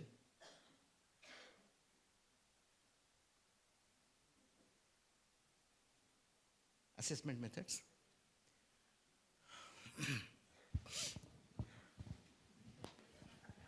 What is happening there? The person is spending what he is seeing. And he is seeing what he knows. That is happens sometimes in the exam. We want to see what we know in the student. Right? That's a bias. It's good to have bias. It is good if we have the awareness of our bias so that we can minimize it. See, it's natural human tendency to have bias. We cannot say you don't have bias, unbiased. You may say unbiased practitioner, okay, fine. But bias is there. If you are aware, we will not make it interfere in our decision. So that is what is important. And what we need to know is that we have to be aware of our bias as teacher, as examiner, so that we will not let it interfere with our assessment of the students. So with this, assessment methods for CBDC. By the end of this session, you will be able to state the purpose of assessment, illustrate the concept of programmatic assessment, classify assessment methods, explain the theory-based assessment tools as multiple choice question, short answer question, long answer question, short essay question, and modified essay question. Structured essay question and modified essay question. And the practical clinical assessment tools such as checklist, rating scale, rubric, mini CX, DOPS, SCT, KFI, ASCII, and ASPI. And discuss the role of structured oral examination. So some of those words might be new. Some of them you are aware because of QCA like DOPS and mini CX. What these are, we'll discuss a little later in the thing. What is the purpose of assessment? There are many purposes of assessment. One is that we all know, to declare the students pass, fail, or give them the ranks. That is what the universities do. Then test the existing knowledge of the students. This is what the experience that the students already have. You check and you build on what the students already know. Sometimes when you check, the students know certain things, you are prepared for that lecture. You will skip it because when the students already know, why to bore them with that. And if you check that the students don't know certain things, your continuation of this lecture is going to be useless because they cannot relate it to whatever is the basic requirement. So this is the reason why you need to conduct the pre-test. Then feedback to the student and teacher as you are monitoring the learning, as you are training, conducting the teaching, you are conducting a feedback to check whether the students are learning or not, so that you can diagnose what is the learning problem and modify the teaching learning activities. Then of course, it is useful for redefining the future. For example, some of you have experienced the first year CBDC. You all know that there are some good things, there are some things which are not good, which may not have worked. Then how do we replace them which have not worked? We need to conduct an evaluation, a program evaluation, to see how the things have worked and how we can improve it for the next level of implementation. That's a kind of reflective process which is built into all the curriculum designing processes. Hopefully this will be done in the NCH also. And more interestingly, it is a safety for society. Because when you're saying this person has passed BHMS, is now quality checked. Wherever there is a problem, whatever kind of problem, this person is capable. And if that person is not capable, imagine. So you need to think that also. I'm not saying you fail the students, but if our teaching becomes kind of the different level, then let everybody pass. Because when the person passes, you are certifying this person has these competencies, which is a kind of safety for the society. We have some image here. Then I'll go one more image. then third image, and fourth image. When did you find the clarity? In the last image. So whatever you see here in the image, a digital image, these are called pixels. Right? The more the number of pixels, the more is the resolution of the image, and more the resolution, there is more clarity. That is about the image. Now the same thing if you apply for student assessment, each of this is called data point. Data is a unit of our observation. You observe the student is doing something, one unit. If the student is doing something else, the student is writing something, answering something, behaving something, all these are data points, and the more the number of data points that we collect over a period of time, the more authentic will be the reflection of that student's performance, the student's competency. You cannot decide here the student is competent or not. Nor here, nor here, nor here. Maybe you can decide this part is competent, only one thing, or one thing here, or one or two things here.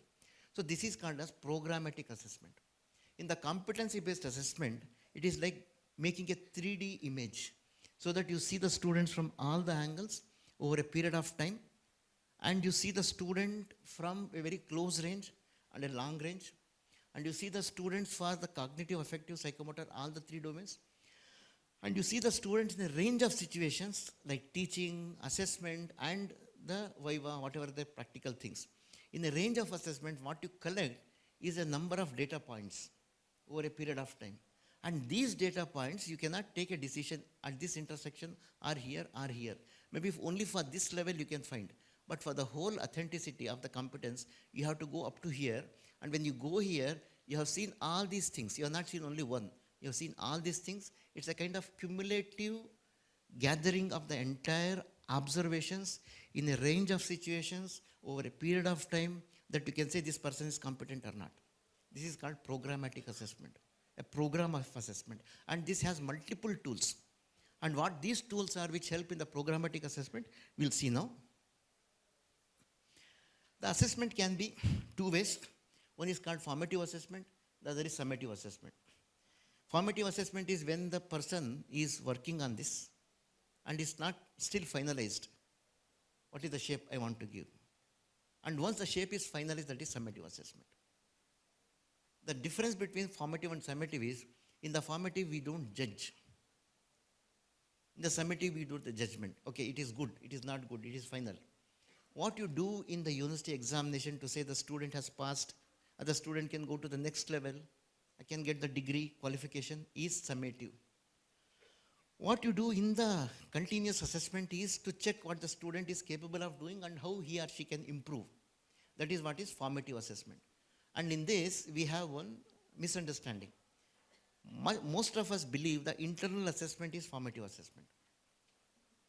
There's a kind of misunderstanding which is there. Now, what happens in internal assessment? Internal assessment marks are taken for consideration to say the student has the eligibility to appear for university exam.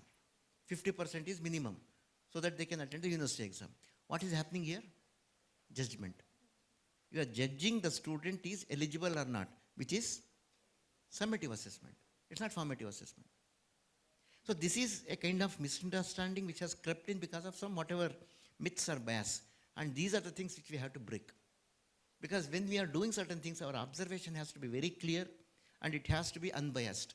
So to have an unbiased observation, we need to have the knowledge to say that this is biased, this is not biased. So formative is when you give the feedback to the student for improvement. Summative is when you make a judgment that this, okay, this is now final. The student has achieved this competency. You certify. That is what is the formative or summative. Then you have two approaches. It is direct approach or indirect approach. Direct approach is when you see the student performing something in front of you, like the clinical laboratory viva in front of you. Indirect is where the student has written something and you are doing the marking, scoring. Or there are new methods where there is self-assessment. You tell the student these are the benchmarks. You check yourself whether you have completed this or not. The student comes and reports to you this, I have done. This is also indirect assessment. So there are different assessment methods, approaches. how a test should be. The test should be directly related to educational objectives. You say these are the outcomes, you have written SLO, that SLO becomes a question. That is a relationship. SLO, question are same. SLO you start, question you end. The second thing is it should be about the important and useful matters. What are the important and useful matters? Whatever you have classified as must know, desirable to know, depending on the priority, are the useful and important, and it should be feasible and realistic. We may have some very kind of fantastic ideas, this should be the examination system, but if it is not possible to conduct it, what is possible to conduct, also realistic and practical, these are the features that we have to be careful about conducting an assessment. Okay. If my only tool, I know only hammer, I don't know anything else, then whatever problem is there, hammer is the only thing I know, whatever problem I have will look like, whether it is a screw, whether it is a rivet, whether whatever it is, I do the hammering. Right? So that is what is the bias. If you don't know, that is what we will do. Therefore, let us know what are the different tools for conducting assessment. And these assessment tools are classified on the Miller's pyramid. Miller's pyramid, as you all know, has this knows, knows how, shows how, and does. So for the knows level, you have the MCQ, multiple choice question, short open question, short answer question. For knows how, where the student has to demonstrate the understanding, interpretation, explanation, you have the extended matching question, short answer, essay, and viva. Then for shows how, which has demonstration, you have checklist, rating scale, key feature item, script, concordance, test. I'll come to that later. Then for the does, for the independent practice, you have ASCII, rubrics, portfolio. This rubric is not the repertory rubric, this is different. I'll come to that a little later. So these are the basic, kind of outline. Now coming to the specifics, you have these domains, you have the levels according to Gilbert, and you have the student performance, and these are the specific tools. Just a snapshot of that. I'm not going to explain all this here. So some of these we'll explore what the different tools are.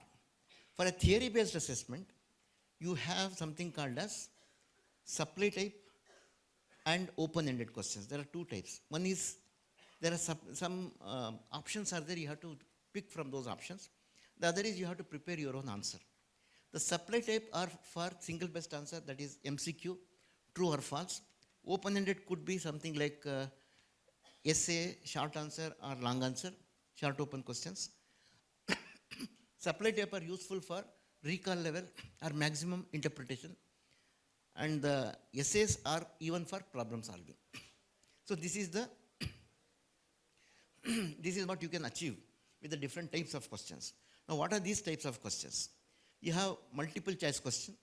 The multiple choice question has a stem.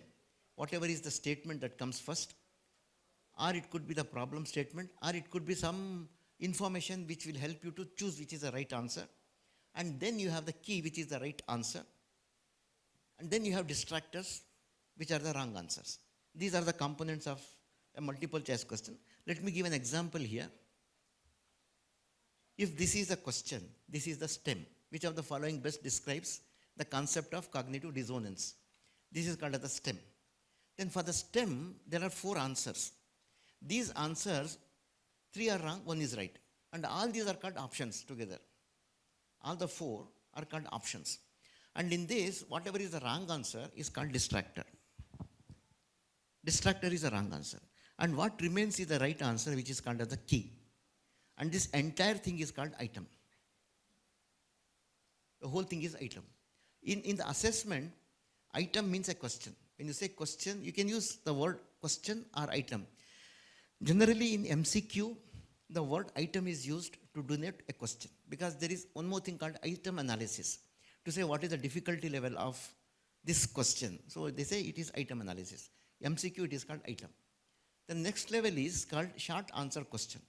Now what is a short answer question? Okay, before we go further, in the whole of your CBDC question paper of UG, there are 3 types of questions. One is multiple choice question. The other is this 1 mark. There are 10 questions. Then you have short answer question, SAQ. There are 8 questions and each carries 5 marks. Right. And then there is long answer question, 5 long answer questions which carry 10 marks each. Now the problem comes here because many of the universities are accustomed to a long answer question which is 20 marks or 15 marks. Most of the places it is not 10 marks, but now it has become 10 marks. Our mindset is when we prepare a question, we prepare the long answer question where the student can write for 20 marks. And for writing 20 marks, the student requires at least 30 minutes. See, this we have to keep in mind. Because the success or failure of any examination system, any education system depends on the examination. If the examination is having the quality, then the education system survives. If the examination system falters, the whole education system collapses. Therefore, to make this a success, we need to understand the question paper. In this, one we have seen MCQ. The second is short answer question. What do we ask in short answer question? We don't ask, you tell this formula, you tell this recall levels, should not be there. It should be about problem solving skills and the ability to integrate, relate, and give a response. Giving some examples, some of them are good examples, some of them are not good examples. These are some of the examples for short answer question. More of this you'll be discussing in the post-lunch session in relation to your own subject. Then the long answer question is a longer version of this where the student should have multiple pieces of information for the problem solving and analytical ability. And these, some examples will be,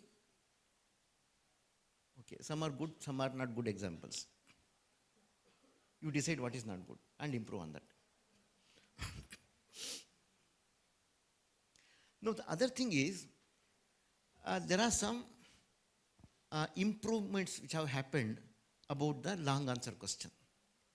2 of the improvements, one is called structured essay question, the other is called modified essay question. Because when you have the 5 long answers, at least one should be structured essay, at least one should be modified essay in the clinical subjects. I'm not saying anatomy, okay, anatomy, physiology also may try, but at least in the clinical subject, there should be one MEQ, one SEQ, and the other 3 can be whatever is the regular LAQ. So what is this SEQ? Structured essay question is an outline, it gives an outline where the students respond specifically to that. And there are some sub-questions. Like for example, okay, we'll have an example here. You have the stem, and then there are some options for which the student has to explain in relation to that stem. Now, this is a structure. In the structure of these 10 marks, the scoring could be something like 1 for this, 2 for this, 3 for this, 2 for this. So what happens in this is, if the student has not answered this, 1 mark is minus.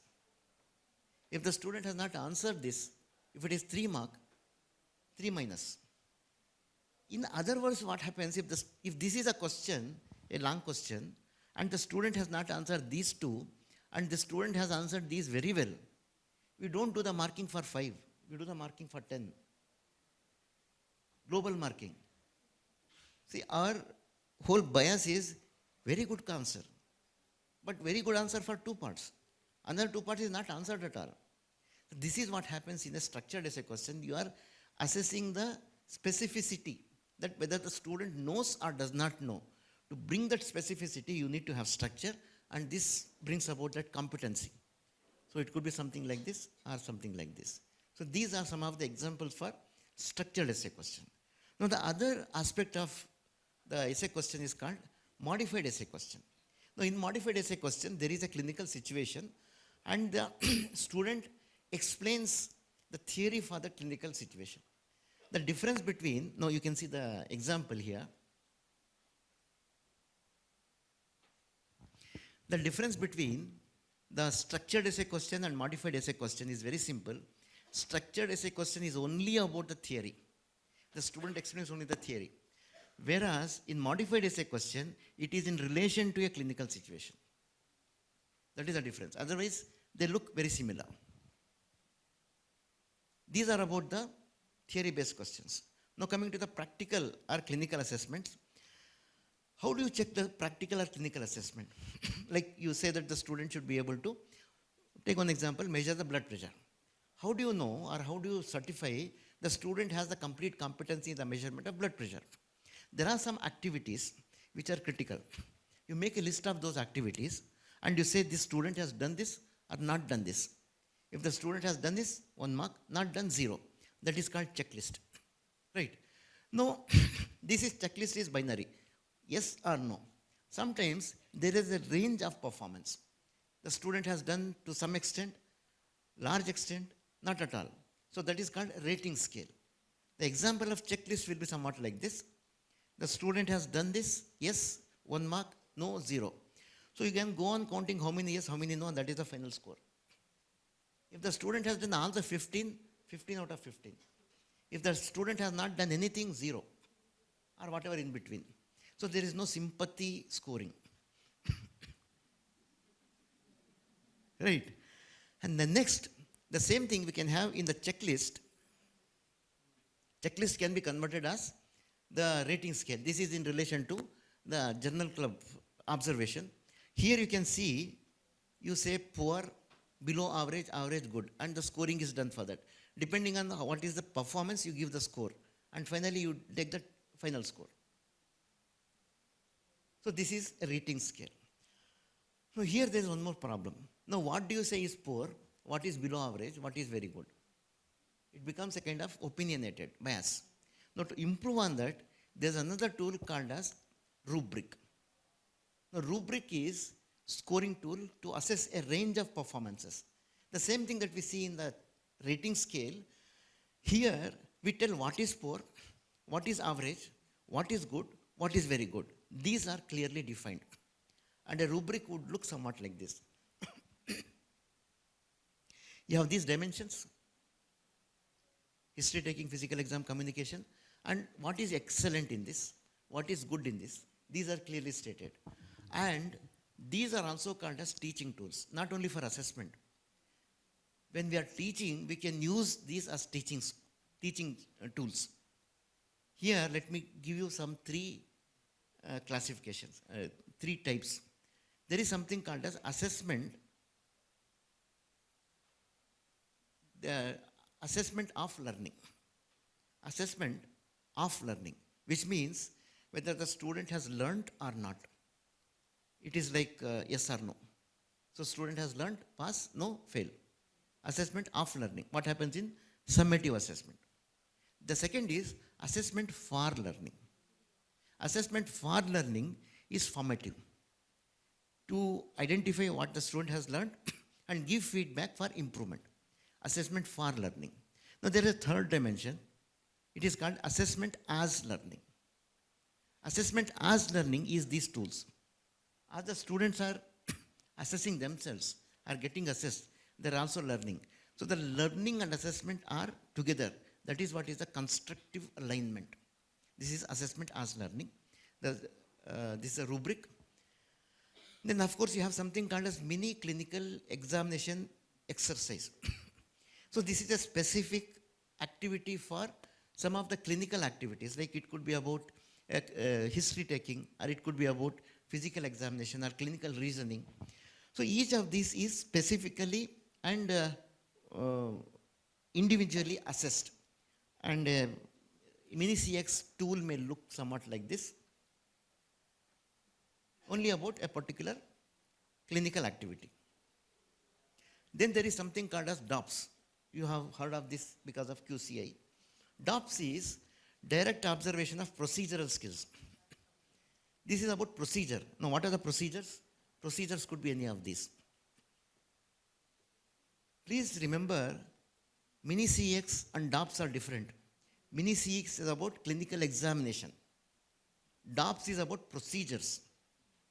Procedures will happen after you complete your history taking to see what procedure has to be done. There could be some diagnostic procedure, that's different. But procedures are generally after the history taking. So these are procedures, and a DOPS checklist may look like this.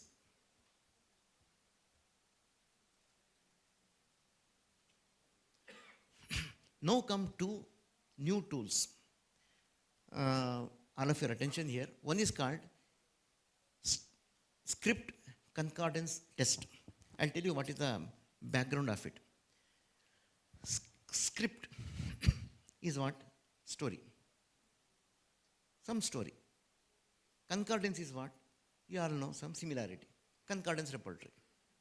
Some similarity. So there is a similarity with the script. Now what is the script? The script is a patient's history or a patient's narrative. What happens in this is, the student is given, you might have tried this also, the student is given something which is incomplete. The script is given and the student is given, it is not complete. And this is a situation which is uncertain. Because when you don't have complete information, you are not certain what decision to take. Here the student will say this is missing, this is missing, this is missing. And will say that I want this. So the student completes the script. And when the student completes the script, what is the concordance? The concordance is, a specialist should have written, this is the complete information.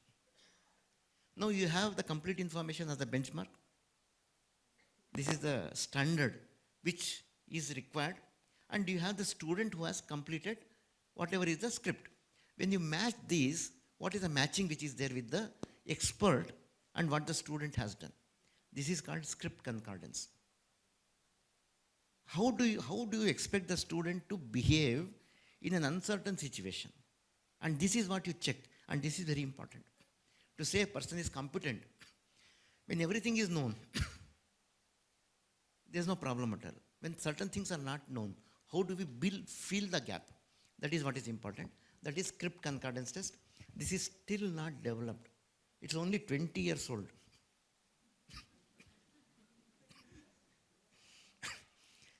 The Canadian Medical Association, medical thing, they came out with this script concordance test and the other one which I am coming in the year 2004.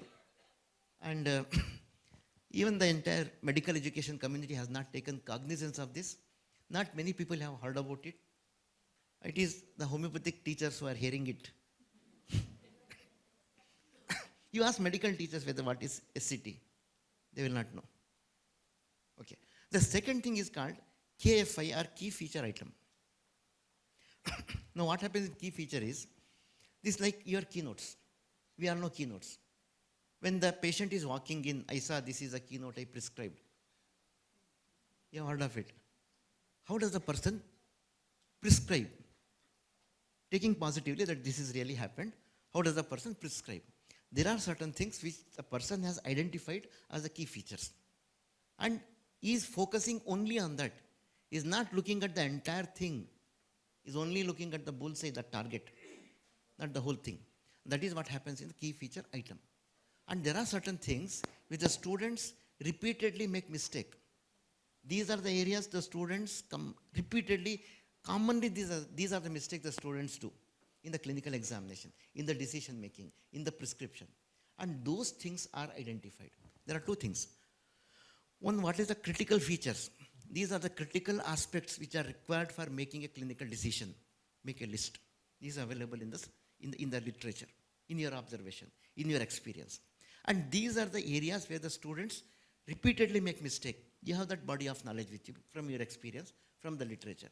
Now what we do is, when we check the students' clinical reporting, the case reporting, case presentation, you don't look into the entire thing. You only see the key features. Has the student done this or missed this? And the scoring is done on that. That is called key feature item. You don't spend more time in that. 2 minutes are sufficient to check whether the student is competent or not competent. That is key feature item. So these are two tools, new tools, which we need to work out. We need to develop these for homeopathic understanding. And how do we insert all these things? You have script concordance, you have checklist, you have a rating scale, then you have rubric, then you have the whatever other things like all those things. How do we fit in? All these fit into something called as OSCE, Objective Structured Clinical Examination, which is about the various dimensions like history taking, physical examination, lab investigation, therapeutic management, and communication. What happened in 1975 was a paper was published on what is the innovative clinical assessment method or approach. The person whom we saw earlier as Ronald Harden, he started experimenting in the late 1960s and early 70s with his students, clinical students at Dundee University, UK, on a different model of assessment. He called it objective because it is very objective, structured. There is a structure. It is about clinical and examination. So in the OSCE, he designed certain tools, and this is what he designed. And he said that the skills will be tested, specific skills, steps, all these things. These are the features of an OSCE. What happened in OSCE was very interesting. Earlier, when the students were going for the clinical exam, when they were to appear for the clinical exam, viva, whatever it is related to that, the students would go to the library. In the late 60s and early 70s, they would go to the library, read up from there, and then go to the exam. After OSCE was introduced, the students stopped going to the library. No, we blame students, they are not going to library. Even they stopped going to library. Why? Where did they go? They went to the wards. Because that is how they were tested. They were tested for the clinical skills, not for the knowledge. Now you see the behavior change which happened. The behavior change happened why? Because of the exam. So the exam is something which is central to the success of any educational program. So this is what is OSCE. And in the OSCE, you can have a mini CX, you can have a checklist, you can have KCT, you can have KFI, SCT. All these things will fit together into different stations. We require a more elaborate workshop on OSCE. I'm only telling you that OSCE is there, and most of you would be aware of OSCE, and you can even read it up. So this is about OSCE. Then for the practical, what you will do? So for practical, okay, this is how the OSCE stations look. The different stations. One is history taking, one is physical examination, then you have the interpretation, then there is communication. So different aspects are spread out into the stations. For OSPE, practical examination, you have an image like this, something like this, different stations. It could be pathology, it could be physiology, it could be community medicine, it could be forensic medicine, any of these. You have these different stations. And now comes the viva exam. So what is the importance of viva? It is to assess the depth of knowledge, then for decision making, for the problem solving, and for defending in cognitive domain. All these are higher order. Then for the affective domain, for the alertness, values, honesty, communication skills, and the ability to perform under stress. Now, whatever you see here can be the viva for your summative assessment in the university exam. Whatever you see here, the affective domain, they can be at best formative during the course of learning. So this can be for both summative and formative, the blue ones, the yellow ones mostly for formative. Now comes the final icing on the cake, the examination, theory examination. How much time we have? Not for the session. For the exam, 3 hours, 180 minutes. 180 minutes is what will decide the fate of the student. And that, how are we going to optimize for them to succeed? We have MCQ. It is estimated to answer one MCQ require 1 minute. There are 10 MCQs, so 10 minutes. There are short answer questions which require 8 minutes. Now we have done the kind of assessment of a person who writes a normal speed, a student with a normal intelligence, how much time they require for a properly structured SAQ. 8 minutes. So there are eight short answer questions, 64 minutes. Then long answer question, We have estimated about 15 minutes. There are 5 of them, so 75 minutes. The total time we have spent is now 153 minutes. This 153 minutes is only the writing time. No thinking, only writing. What we are left with is only about 27 minutes.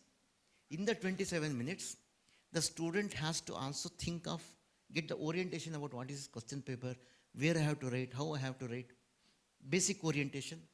Then there is some revision after completing about 10 minutes to look back where I have to make the corrections, and the remaining 12 minutes as the buffer time. This is like racing against the time.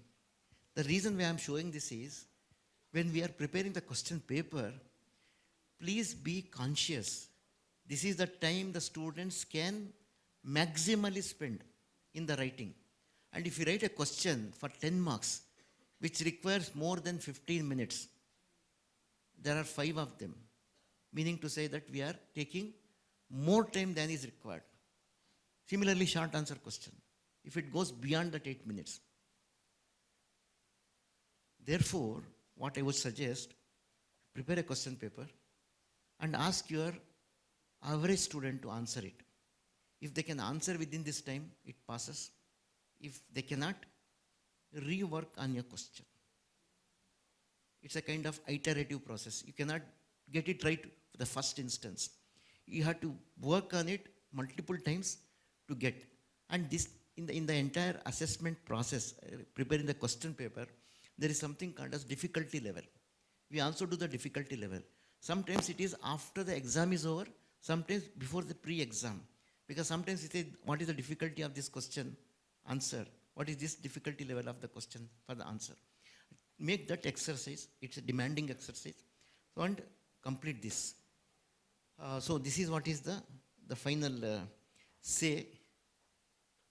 At the end of the session, if you are able to all these things.